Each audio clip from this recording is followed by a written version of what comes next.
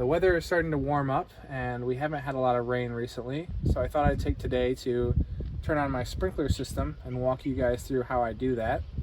Now you could pay someone $50 to $100 to come out and turn it on for you, but most average homeowners have the tools and knowledge to do it themselves. So hopefully this video will help you guys save a little bit of money and then also learn how to turn on your sprinkler system.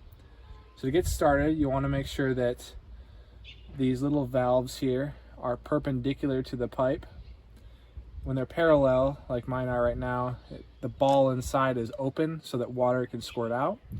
So by turning them perpendicular, the ball is closed and no water can escape. Next, I like to turn on the spigots out here. These can be a little challenging to turn.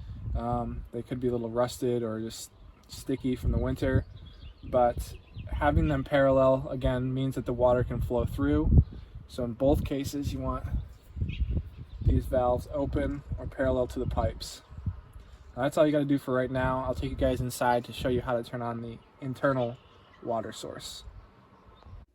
Okay, so we're at my basement now, and this here is where you turn on the water source to lead out to the sprinkler system. And I have mine serviced every year in the winter, and so the person who comes out and drains it for me actually marks the valve that leads to the sprinkler system, so that's kind of handy.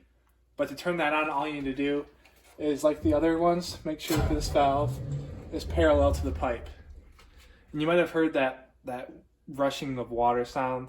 That just means that the pipes are filling up with water. So I'll take you guys back outside and show you the last steps.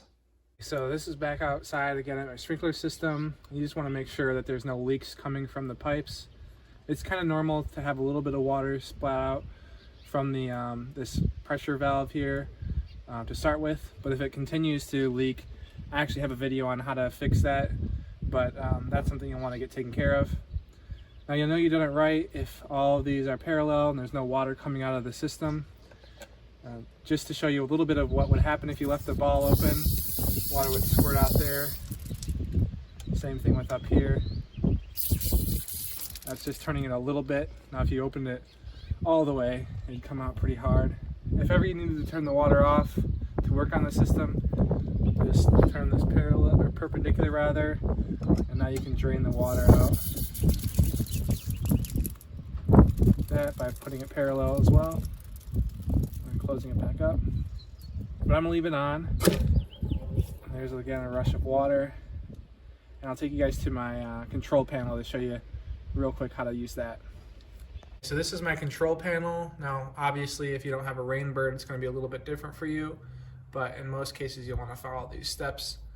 For me, the first thing I like to do is just test all of the valves, and my system has a setting for that right here, and I'm just going to test it for each of them for 2 minutes each, just to make sure that nothing got buried and there's no leaks in the piping underground.